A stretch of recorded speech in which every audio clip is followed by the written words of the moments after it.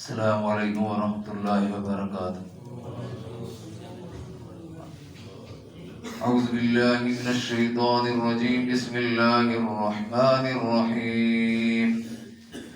یا ایہا الذین آمنوا اتقوا اللہ حق تقاته ولا تموتن الا وانتم مسلمون، واعتصموا بحبل اللہ جميعا ولا تفرقوا، واذكروا نعمة الله عليكم إذ كنتم أعداء فألف بين قلوبكم فأصبحتم بنعمته إخوانا وكنتم على شفا حفرة من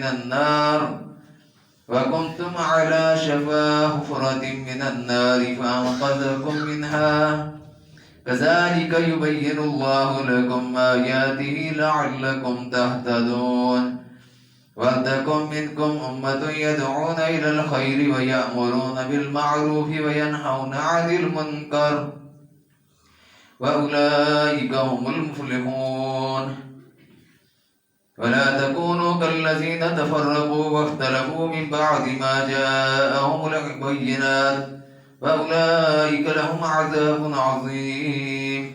يَوْمَ تَبْيَضُّ وُجُوهٌ وَتَسْوَدُّ وُجُوهٌ، فَأَمَّا الَّذِينَ اسْوَدَّتْ وُجُوهُهُمْ أَكَفَرْتُمْ بَعْدَ إِيمَانِكُمْ فَذُوقُوا الْعَذَابَ بِمَا كُنتُمْ تَكْفُرُونَ، وَأَمَّا الَّذِينَ ابْيَضَّتْ وُجُوهُهُمْ فَفِي رَحْمَةِ اللَّهِ هُمْ فِيهَا خَالِدُونَ۔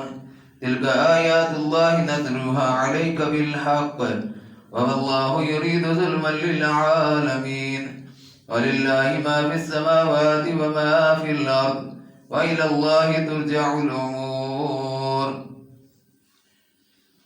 اے لوگو جو ایمان لائے ہو، اللہ سے ڈرو جیسا کہ اس سے ڈرنے کا حق ہے، اور تمہیں موت ہے تو اس حالت میں کہ تم مسلمان کی حیثیت سے زندگی گزار رہے ہو۔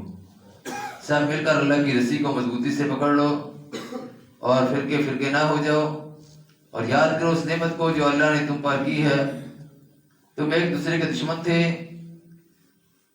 اس نے تمہارے دلوں کے اندر الفت ڈال دی، اور اس کی مہربانی سے تم بھائی بھائی ہو گئے، تم بھائی بھائی بن گئے، اور تم آگ کے گڑھے کے کنارے پہنچ چکے تھے، اس سے تمہیں بچایا۔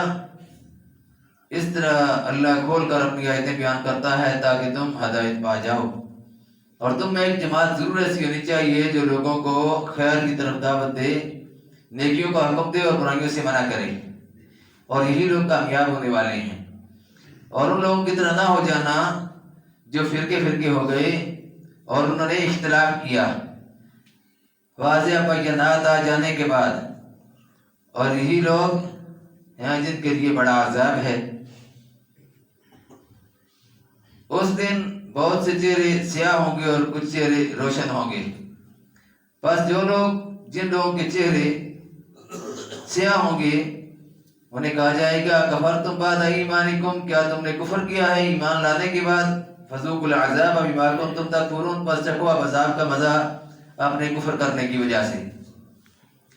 اور جن لوگوں کے چہرے روشن ہوں گے وہ اللہ کی رحمت میں ہوں گے، وہ اس میں ہمیشہ رہیں گے۔ یہ اللہ کی آیتیں ہیں جو ہم تلاوت کر رہے ہیں، سنا رہے ہیں تمہیں ٹھیک حق کے ساتھ، اور اللہ اپنی مخلوق پر ظلم کرنے والا نہیں ہے، اور اللہ ہی کے لیے ہے جو آسمانوں اور زمین میں ہے، اور تمام معاملات اسی کی طرف لوٹائے جاتے ہیں۔ یہ قرآن مجید کی آیات میں نے آپ کے سامنے تلاوت کی ہیں، سورہ آل عمران کی آیات ہیں۔ یہ چوتھے پارے کا دوسرا رکوع ہے جو آپ کے سامنے تلاوت کیا گیا، اور اس کا ترجمہ پیش کیا گیا ہے۔ سب سے پہلی اور بنیادی چیز یہ ہے کہ اللہ نے اہل ایمان کو بار بار اس طرف توجہ دلائی ہے کہ اللہ کا خوف اور اللہ کا ڈر۔ جب اللہ کا خوف اور اللہ کا ڈر اندر آ جائے گا نا، سارے معاملات درست ہو جائیں گے۔ دنیا میں بھی جو کام کرتا ہے وہ ایمانداری کے ساتھ کرے گا، حتیٰ کہ سیاست تک بھی جو کرتا ہے وہ بھی ایمانداری کے ساتھ کرے گا، اگر اس کے دل کے اندر اللہ کا ڈر اور اللہ کا خوف ہوگا۔ یہ بنیادی چیز ہے، یہ مسلمان کی بیس ہے۔ تمام اعمال کی جڑ میں اگر اللہ کا ڈر اللہ کا خوف نہیں ہوگا تو وہ اعمال اللہ کے یہاں قبول بھی نہیں ہوں گے۔ دکھاوے ریاکاری کی بنیاد پر جتنے بھی اعمال ہوں گی وہ انسان کے منہ پردے مارے جائیں گے۔ اس لیے سب سے بنیادی اور پہلی چیز اللہ کا ڈر ہے۔ اللہ کا خوف ہے. اللہ کا خوف اور اللہ کا ڈر ہوگا تو آدمی سوچے گا, سمجھے گا کہ میں جو عمل بھی کر رہا ہوں صحیح کر رہا ہوں, غلط کر رہا ہوں, قرآن کے مطابق کر رہا ہوں, قرآن کے خلاف کر رہا ہوں, حدیث کے مطابق کر رہا ہوں, حدیث کے خلاف کر رہا ہوں, اللہ اور اس کے رسول صلی اللہ علیہ وسلم کی اس میں مرضی کیا ہے اور میں کیا کر رہا ہوں, وہ سوچے گا. اگر نہیں اللہ کا ڈر اور خوف ہوگا تو پھر وہ دنیا کے لوگوں کو دیکھے گا, جس کو دیکھا اسی کی طرف دوڑ پڑا اور وہی رنگ اختیار کیا جو اس نے اختیار کیا ہوا ہے. وہ گرگٹ کی طرح رنگ بدلنے والا آدمی ہوگا, وہ خربوزے کی طرح خربوزے کو دیکھ کر رنگ پکڑنے والا آدمی ہوگا. اس لیے معاشرے کے لوگوں کے اندر سب سے بنیادی اور بیس جو ہے یہ اللہ کا ڈر اور اللہ کا خوف ہے جو ہونی چاہیے. یہ ہوگا تو سارے اعمال درست ہوں گے, دنیاوی اعمال بھی, دینی اعمال بھی, اخروی اعمال بھی. فرمایا کہ مرتے دم تک یہ کیفیت رہنی چاہیے. یہ نہیں کہ کوئی مجلس لگی ہوئی ہے اس میں تو اللہ کا ڈر ہو, کام رہا ہو, ڈر رہا ہو, خوف اللہ کے سے رو رہا ہو, لیکن جب مسجد سے باہر نکلے وہ مجلس ختم ہو تو اس وقت اس کے دل کے اندر اللہ کا خوف رائی کے دانے کے برابر بھی نہ ہو. ہر موقع پر اپنے ڈیوٹی بھی انجام دے رہا ہو اس وقت بھی اس کے دل و دماغ میں اللہ کا ڈر اور اللہ کا خوف ہو. اپنی مزدوری کر رہا ہو اس وقت بھی اللہ کا ڈر اور اللہ کا خوف ہو. دکان پر بیٹھا ہوا اس وقت بھی اللہ کا ڈر اور اللہ کا خوف ہو. منڈی میں سبزی لینے کے لیے جائے یا سبزی بیچنے کے لیے جائے وہاں پر اس کے دل و دماغ کے اندر اللہ کا ڈر اور اللہ کا خوف ہو, پھر اس کے سارے معاملات درست ہوں گے. ورنہ وہ چکر چلا جائے گا, کوئی نہ کسی کو نہ رگڑا دے جائے گا اور مسجد آ کر رو دو کر اگر گناہوں کی معافی مانگ لے گا. اس لیے اہل ایمان کو بنیادی یہ چیز ہے کہ اللہ کا ڈر اور اللہ کا خوف. فرمایا کس طرح ڈرو تو کتنا ڈرو, حق کا تقاتے ہی, جتنا ڈر سکتے ہو اتنا ڈرو, جتنا ڈرنے کا حق ہے. پنجابی میں کہتے ہیں کہ پورا دل لا دے, یا کہتے ہیں کہ زور لا دے جتنا زور لانے کا حق ہے. فرمایا کہ اتنا ڈرو اللہ سے جتنا اسے ڈرنے کا حق ہے. اس میں اللہ نے کوئی عدل مقرر فرمائی. فرمایا فاتقوا اللہ ما استطعتم, اللہ سے ڈرو جتنا بھی ہو سکے. جتنا اللہ کا ڈر ہوگا اتنے زیادہ انسان نیک اعمال کی طرف توجہ کر سکے گا اور نیک اعمال کر سکے گا. فرمایا الا وانتم مسلمون, یہ ڈر اس وقت تک ہونا چاہیے ولا تموتن الا وانتم مسلمون, کہ تم کو موت آئے تو مسلمان کی حیثیت سے موت آئے. کتنے ہی لوگ ہیں جو مسلمان ہوتے ہیں, بڑے بڑے محدث بھی ہوتے ہیں.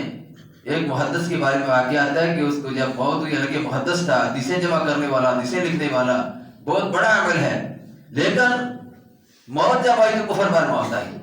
اس لیے اللہ سے دعا کرنے کی چاہیے کہ اللہ من احییت منا فاحی علی الاسلام ومن توفیت منا فتوفى علی الایمان, کہ اللہ مجھے موت دے, ایمان دے, زندگی دے ایمان والی, موت دے اسلام والی. اسلام پر میری موت آ جائے, ایمان پر موت آ جائے تو یہ کامیابی کی موت ہے. پھر فرمایا کہ واعتصموا بحبل اللہ جميعا ولا تفرقوا, سب مل کر اللہ کی رسی کو مضبوطی کے ساتھ پکڑ لو اور فرقے فرقے نہ ہو جاؤ. اللہ کی رسی سے مراد نبی کریم صلی اللہ علیہ وسلم کہ اللہ کا قرآن ہے, اللہ کا قرآن ہے اللہ کی رسی, اس کے ساتھ جڑ جاؤ, اس کو پکڑ لو, کامیاب ہو جاؤ گے, فرقے فرقے نہ ہو جاؤ. تفرقہ بازی سے اجتناب کرو. تفرقہ بازی ایک زہر ہے جو اس امت کو پلایا جا رہا ہے. بعض لوگ فرقہ واریت پھیلاتے ہیں اور وہ ایسے ایسے نام لیتے ہیں.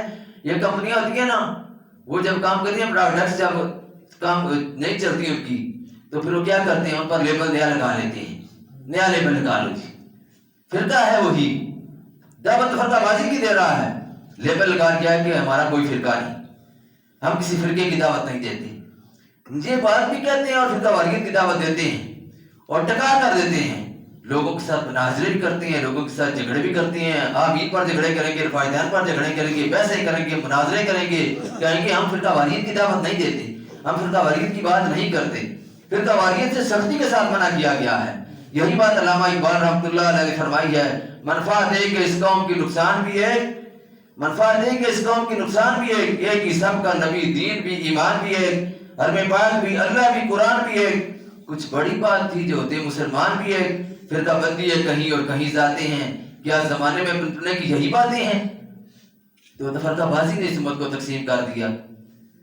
حضور صلی اللہ علیہ وآلہ وسلم کے وقت کوئی نہیں تھا جو کہے کہ میں اس وقت کہوں کہ نبی کریم صلی اللہ علیہ وسلم اہل حدیث تھے, یا نبی کریم صلی اللہ علیہ وسلم بریلوی تھے, نبی کریم صلی اللہ علیہ وسلم دیوبندی تھے, نبی کریم صلی اللہ علیہ وسلم شیعہ تھے, ان کا کسی فرقے کے ساتھ کوئی تعلق نہیں تھا. یہ بات کی پیداوار ہے, نہ ہی وہ علمی کتابی تھے. یہ بھی نہیں تھا اس وقت فرقہ جو نیا فرقہ ایجاد ہوا ہے. لوگ کہتے ہیں فرقہ نہیں, فرقہ واریت کے نام پر کام کرتے ہیں, فرقہ واریت پھیلاتے ہیں, کہتے ہیں ہم فرقہ واریت نہیں پھیلا رہے. تمام یہ فرقے اس وقت موجود نہیں تھے. اب یہ کہا جاتا ہے کہ 73 فرقے, حدیث بھی آئی ہے 73 فرقے ہوں گے. یہودیوں کے 71 فرقے تھے, عیسائیوں کے 72 تھے, اس امت کے 73 ہوں گے, اور ایک فرقہ جنت میں جائے گا. لیکن ہر ایک آدمی کہتا ہے میں نے سب کو ریسرچ کیا, سب کو دیکھا ہے. دیوبندی کہہ رہے ہیں ہم جنت میں جائیں گے, دوسرے نہیں جائیں گے. بریلوی کہتے ہیں ہم جنت میں جائیں گے, دوسرے نہیں جائیں گے. شیعہ کہتے ہیں ہم جنت میں جائیں گے, دوسرے نہیں جائیں گے. اور بریلوی جو اہل حدیث ہیں وہ کہتے ہیں ہم جنت میں جائیں گے, دوسرے نہیں جائیں گے. اور علمی کتابیں کہتا ہے کہ حضور صلی اللہ علیہ وسلم نے ایک لکیر لگائی ہے حدیث کو پیش کر کے, اور 2 لکیریں ادھر کھینچی ہیں, 2 لکیریں ادھر کھینچی ہیں, جو ٹیڑھی میڑھی تھی, تو اس سے مراد وہ 4 فرقے ہیں. اپنے آپ کو سیدھی لکیر والا کہہ رہا ہے کہ میں سیدھی لکیر والا فرقہ ہوں, وہ اپنے آپ کو جنتی سمجھ رہا ہے. یعنی ہر ایک آدمی کی یہ ذہن سازی بنائی گئی ہے جو ہمارے فرقے کا ہو جائے گا, جو ہماری بھیڑیں ہمارے رنگ میں رنگی ہوئی ہوں گی وہ جنت میں جائیں گی, اور جو ان کے رنگ کی ہوں گی, دوسرے رنگ کی ہوں گی, وہ جنت میں نہیں جائیں گی. یہ ان کے اپنے تصورات, یہ اپنے خیالات ہیں, اور یہ بالکل گمراہ کن خیالات ہیں. اصل بات یہ ہے کہ حضور نے فرمایا تھا ما انا علیہ واصحابی, جو میرے طریقے پر اور میرے صحابہ کے طریقے پر ہوگا وہ جنت میں جائے گا. تو صحابہ کا طریقہ کیا ہے؟ صحابہ کو برا بھلا کہنا, صحابہ کو بکواس بازی کرنا. یہ بھی حضور نے فرمایا تھا کہ آخر زمانہ میں کچھ لوگ ایسے پیدا ہوں گے جو اپنے سے پہلے لوگوں کو ان کو گالیاں وغیرہ بھی دیں گے, ان کو برا بھلا بھی کہیں گے. یا آپ صلی اللہ علیہ وسلم کے حدیث کا حکم ہے. تو اس لیے ایسے حالات ہیں کہ فرقہ واریت ہے, فرقہ بازی ہے, بلکہ بعض جگہ فرقہ کیا وہ فتنہ ہے. اور ایسے ایسے فتنے ہیں کہ معاشرے کے اندر اس پر فخر محسوس کیا جاتا ہے. لیکن جب اللہ کی عدالت میں کھڑے ہوں گے تو اللہ تو نجتوں اور ارادوں کو جانتا ہے, وہ تو دلوں کے تہوں تک سے واقف ہے, وہ جانتا ہے, وہ علیم و بذات صدور ہے کہ اس کے دل کے اندر کیا خباثت بھری ہوئی ہے, یہ کیوں ایسی حرکات کر رہا ہے, اللہ جانتا ہے. اگر کوئی آدمی فرقہ واریت اس بنا پر پھیلاتا ہے کہ معاشرے کے اندر معاشرے کو تقسیم کروں, امت مسلمہ کو تقسیم کروں, یہ گناہ کبیرہ ہے, بہت بڑا گناہ ہے اس امت کو تقسیم کرنا, رسول اللہ صلی اللہ علیہ وسلم کی امت کو تقسیم کرنا.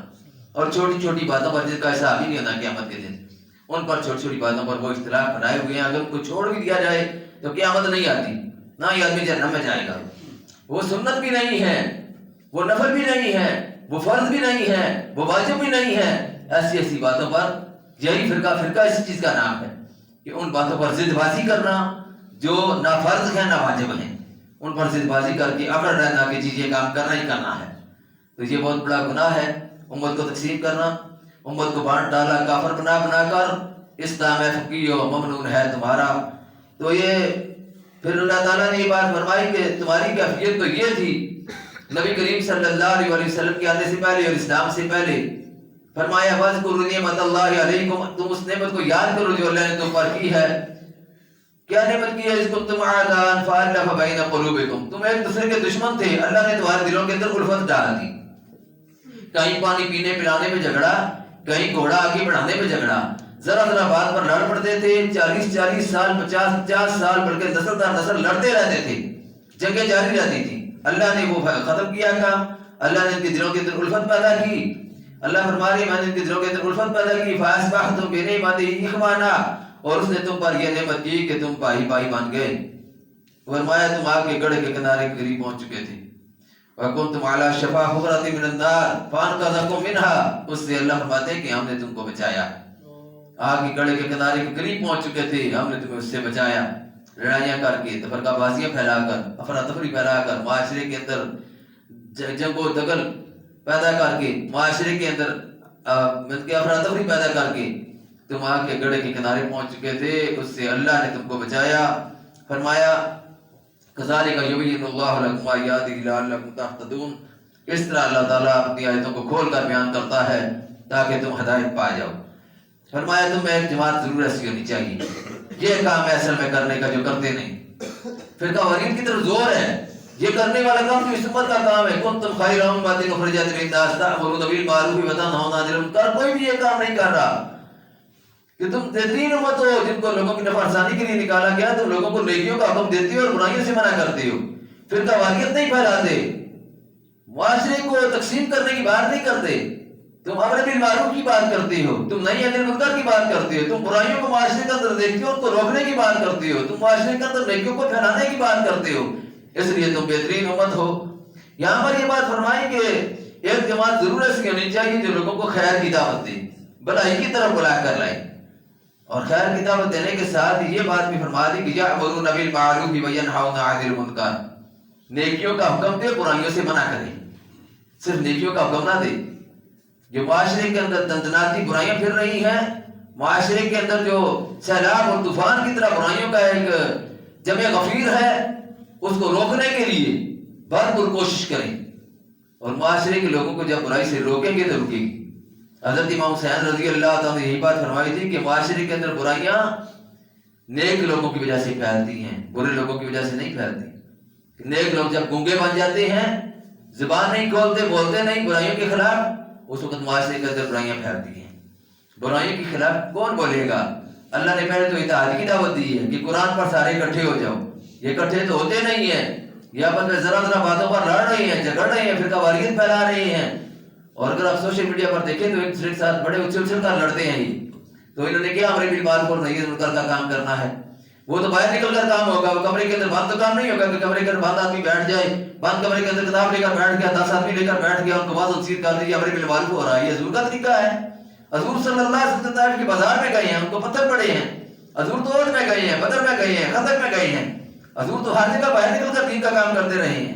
کمرے کے اندر بند ہو کر دین کا کام کرنا اور یہ سمجھنا کہ یہاں پر میں محفوظ ہوں، اپنی جان بڑی عزیز ہے، تو یہ دین کا کام اس طرح نہیں ہوتا۔ دین کے کام کے لیے ماریں کھانی پڑتی ہیں۔ اللہ کے نبی نے لوہے کی کڑیوں کے ساتھ ان کے گوشت کو ان کے جسم سے الگ کیا گیا، عزیزیں دی گئی، تکلیفیں دی گئی، صحابہ کو آپ کے گھروں پر لٹایا گیا، حضرت بلال رضی اللہ عنہ کو تپتی ریت پر لٹایا گیا، گلے میں رسی ڈال کر گلی گلی پھڑایا گیا۔ یہ کیا تھا؟ یہ دین کا کام تھا۔ یہ نظر نہیں آتا، اور اتنا نظر آتا ہے کہ کمرے کے اندر بیٹھ کر لوگوں کے ساتھ پیسے پاسا کرو، لڑو اور سمجھو کہ ہم دین کی خدمت کر رہے ہیں۔ یہ دین کی قطعی طور پر خدمت نہیں ہے، یہ جھوٹی شہرت اور جھوٹی ناموری ہے۔ اسلام اس کی اجازت نہیں دیتا کہ آدمی وہ طریقہ اختیار کرے جو نبی کا طریقہ نہیں ہے۔ نبی کا طریقہ یہ ہے، میدانوں میں نکلو، گلیوں میں نکلو، بازاروں میں نکلو، جا کر کھلم کھلا جو برائیاں اور معاشرے کے اندر ہو رہی ہیں، جو ناطور میں کمی ہو رہی ہے، جو ملاوٹ ہو رہی ہے، جو معاشرے کے اندر شستانی ہے، جو معاشرے کے اندر ظلم ہے، جو معاشرے کے اندر دیر نگری ہے، اس کو روکنے کی کوشش کرو۔ بدعنوانیوں کو، رشوت ستانیوں کو روکنے کی کوشش کرو، جو تدرسہ روکو، جہاں تک تمہارا اثر رسوخ ہے اس کو روکو، اور پھر اس کے بعد نیکیوں کا پرچار کرو۔ تو یہ اندر بیٹھنے سے نہیں، باہر نکلنے سے کام ہوگا۔ اس لیے حضور صلی اللہ علیہ وسلم پر جب وحی نازل ہوئی تو غاری راہ سے نکلنا پڑا۔ پہلے غاری راہ میں جاتے تھے، جب وحی آئی نا، یا ایھا المدثر قم فانذر، اے چادر اوڑھنے والے اٹھو، لوگوں کو خبردار کر دو، وربک فکبر، اور نام کی کبریائی کا اعلان کر دو۔ اس کے بعد حضور صلی اللہ علیہ وسلم دوبارہ غاری راہ میں نہیں گئے۔ پھر غاری راہ سے نکل کر مکے کے چوکوں چوراہوں میں، گلیوں میں، بازاروں میں، لوگوں کے دروازوں پر جا کر دستک دیا اور اللہ کے دین کا کام کیا۔ یہ ہے کام نبی کا، اور یہی ہے امر بالمعروف، یہی ہے نہی عن المنکر۔ جو یہ کام کرے گا، فرمایا فاولئک هم المفلحون، یہی لوگ کامیاب ہونے والے ہیں۔ فرمایا ولا تکونوا کالذین تفرقوا واختلفوا، ان لوگوں کی طرح نہ ہو جانا، ان لوگوں کی طرح نہ ہو جانا جنہوں نے، جو فرقے ہو گئے، جنہوں نے اختلاف پیدا کیے، امت کو تقسیم کیا، من بعد ما جاءهم البینات، واضح دلائل آ جانے کے بعد پھر امت کو تقسیم کیا۔ ان کو معلوم ہے کہ ہم کیا کر رہے ہیں، نیکی کا کام کر رہے ہیں یا گناہ کا کام کر رہے ہیں، اس کے باوجود معاشرے کے اندر لوگوں کو الو بنائے رکھا۔ فرمایا اولئک لهم عذاب عظیم، ایسے لوگوں کے لیے بڑا عذاب ہے۔ فرمایا قیامت کے دن کچھ چہرے روشن ہوں گے، کچھ چہرے جو سیاہ ہوں گے، جو سیاہ چہرے ہوں گے ان کے بارے میں فرمایا کہ ان کو کہا جائے گا کفرتم بعد ایمانکم، کیا تم نے کفر کیا ہے ایمان لانے کے بعد؟ فذوقوا العذاب بما کنتم تکفرون، اب عذاب کا مزہ چکھو، عذاب کا مزہ چکھو اس بنا پر جو تم نے کفر کیا ہے۔ فرمایا اور کچھ چہرے روشن ہوں گے، وَأَمَّا الَّذِينَ ابْيَضَّتْ وُجُوهُهُمْ فَفِي رَحْمَةِ اللَّهِ، اللہ کی رحمت میں ہوں گے، ہم فیہا خالدون، وہ ہمیشہ ہمیشہ اللہ کی رحمت میں رہیں گے۔ اللہ کی مدد، اللہ کی نصرت، اللہ کی رحمت ان کے شامل حال رہے گی۔ فرمایا تلک آیات اللہ نتلوها علیک بالحق، یہ اللہ کی آیات ہیں جو ہم تمہیں تلاوت کر کے ٹھیک ٹھیک سنا رہے ہیں۔ وما اللہ یرید ظلما للعالمین، اللہ اپنی مخلوق پر ظلم کرنے والا نہیں ہے۔ فرمایا اللہ ہی کے لیے جو آسمانوں اور زمین میں ہے، وَإِلَى اللَّهِ تُرْجَعُ الْأُمُورُ، اور سارے معاملات اللہ ہی کی طرف لوٹائے جاتے ہیں۔ آمین، الحمدللہ رب العالمین۔